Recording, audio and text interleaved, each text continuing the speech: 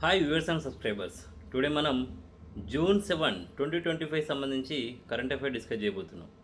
So దాంట్లో భాగంగా first వచ్చేసి మనకి RBI monetary policy committee, so తెలుగులో ద్రవ్య పరపతి కమిటీ సమావేశం నిర్ణయాలు నిన్న వెల్లడించడం జరిగింది.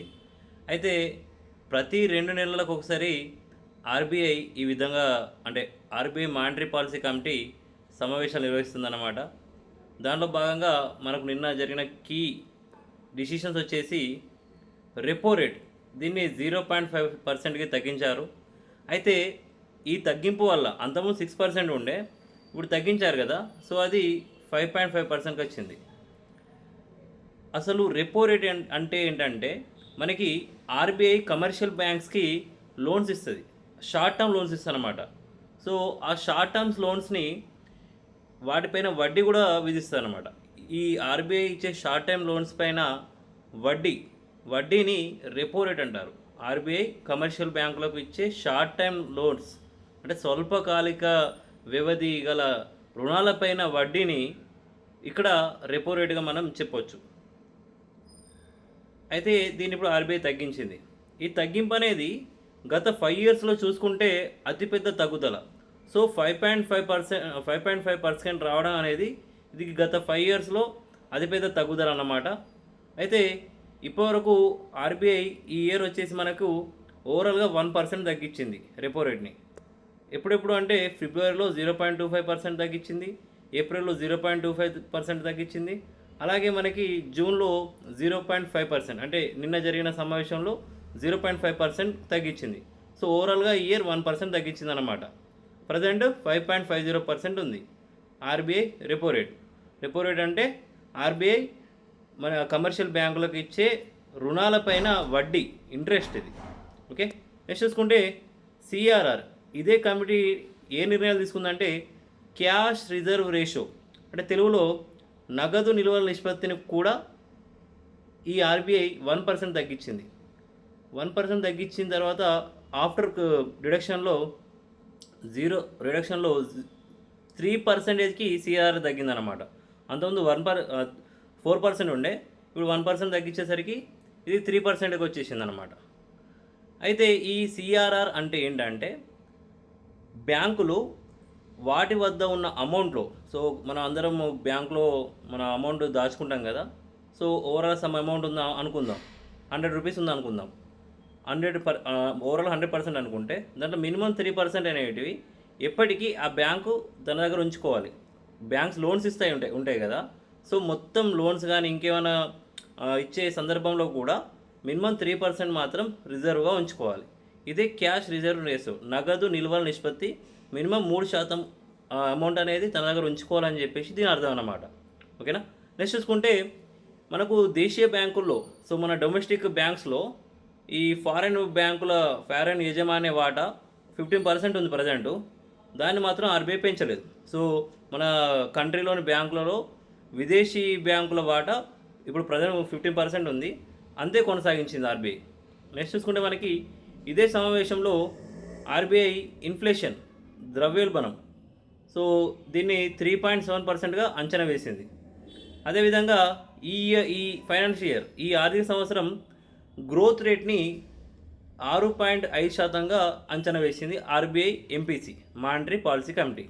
ఇక నోట్ ఏంటంటే ఆర్బీఐ ప్రతి 2 నెలలకు ఒకసారి, అంటే ఈ మానిటరీ పాలసీ కమిటీ అనేది ప్రతి 2 నెలలకు ఒకసారి సమావేశం జరుగుతుందన్నమాట.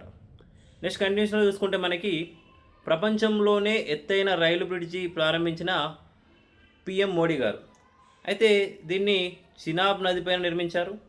దీని హైట్ వచ్చేసి 359 మీటర్స్, అలాగే దీని లెంత్ వచ్చేసి మనకి 1.315 కిలోమీటర్స్ ఇది. అయితే దీనికంటే ముందు ఓల్డ్ రికార్డ్ వచ్చేసి మనకి షబాయ్ రైల్వే వంతెన ఉండేది. ఇది చైనాలో ఉంటుంది. సో చైనాలో ఉంటుంది, ఇది 275 మీటర్స్ ఉండేది. అంత ఎత్తులో ఈ రైల్వే వంతెన ఉండేది. ఇప్పుడు ప్రజెంట్ ఈ చినాబ్ నదిపైన నిర్మించింది 359 మీటర్స్, ఇది గుర్తుపెట్టుకోండి. సో ఇప్పుడు ప్రజెంట్ నిర్మించిన రైల్వే వంతెన జీవితకాలం అంటే దీని లైఫ్ వచ్చేసి 120 ఇయర్స్ అన్నమాట. అలాగే ఈ బ్రిడ్జ్ నిర్మాణం వలన జమ్మూ మరియు శ్రీనగర్ మధ్య ప్రయాణ సమయం 2 to 3 అవర్స్ తగ్గుతుంది. 2 to 3 అవర్స్ తగ్గుతుందన్నమాట. ఇది గుర్తుపెట్టుకోవాలి. దీనికి సంబంధించి మనకు 2002లో ఈ బ్రిడ్జికి సంబంధించి ఈ బ్రిడ్జిస్ ప్రాజెక్ట్ సంబంధించి రూపకల్పన జరిగిందన్నమాట. సో డిజైన్ అనేది అప్పుడు చేశారు. ఇక ఆఖరికి ఈ మధ్య 8 years కష్టపడి ఇప్పుడు నిర్మించారన్నమాట. సో ఇంపార్టెంట్ ఏంటంటే చినాబ్ నది పైన వంతెన ప్రపంచంలోని ఎత్తైన రైల్ బ్రిడ్జి ఇది. 359 meters, పొడవు వచ్చేసి 1.315. ఓకేనా, 1.315 kilometers. నెక్స్ట్ చూసుకుంటే ఇదే పర్యటనలో మన పిఎం మోడీ గారు అంజీ నది పైన దేశంలోనే తొలి కేబుల్ వంతెనని మన పిఎం మోడీ గారు ప్రారంభించారు. అంజీ నది పైన అంజీఘాట్ బ్రిడ్జి అంటారు దీన్ని. అయితే ఇది ఈ జమ్మూ కాశ్మీర్లోని రియాసీ జిల్లాలో ఉంది ఈ అంజీ నది అనేది. నెక్స్ట్ చూసుకుంటే మనకి మన రాష్ట్రంలో తెలంగాణలో తొలి సంచార భూసార పరీక్ష ప్రయోగశాల. సో మనకి సాయిల్ టెస్టింగ్ అన్నమాట. సో సాయిల్ టెస్టింగ్ సంబంధించి ల్యాబొరేటరీని ప్రారంభించారు. సో సంచారం ల్యాబొరేటరీ అన్నమాట. దీని వచ్చేసి మనకి లాజరస్ చారిటబుల్ ట్రస్ట్ వాళ్ళు మరియు హైదరాబాద్లోని ఇక్రిసాట్ వాళ్ళు దీన్ని సంయుక్తంగా ప్రారంభించారు. లాజరస్ చారిటబుల్ ట్రస్ట్ మరియు ఇక్రిసాట్ వాళ్ళు దీన్ని సంయుక్తంగా ప్రారంభించారు. అయితే ఈ సేవలు ప్రజెంట్ అయితే మేడ్చల్ జిల్లాలోని షామీర్పేట, మూడుచింతలపల్లి గ్రామాల్లో అక్కడ సంబంధించిన గ్రామాల్లో ప్రజెంట్ అయితే ఈ ప్రయోగశాల సేవలు నిర్వహిస్తున్నారు. తర్వాత కొన్ని రోజుల తర్వాత మన రాష్ట్రం మొత్తం విస్తరించనున్నారు అన్నమాట. నెక్స్ట్ చూసుకుంటే మనకి ఇదే కండిషన్లో రోడ్డు ప్రమాద బాధితులకి 1.5 lakhs వరకు ఆయుష్మాన్ భారత్ ఆసుపత్రుల్లో అందించేందుకు కేంద్రం నిర్ణయించిందన్నమాట. అయితే దీనికి సంబంధించి కేంద్ర రహదారి రవాణా శాఖ వారు గైడ్లైన్స్ అయితే ఇవ్వడం జరిగింది. ఈ పథకం కింద మనకి రోడ్డు ప్రమాదంలో గాయపడిన బాధితులకి ఆయుష్మాన్ భారత్ ప్రధానమంత్రి జన్ ఆరోగ్య యోజన అంటే ABPMJAY కింద నమోదైన అన్ని ఆసుపత్రులు, సో రిజిస్టర్ అయిన అన్ని ఆసుపత్రుల్లో 1.50, సో 1.5 లక్షల వరకు ఫ్రీ వైద్యం ఇస్తారన్నమాట.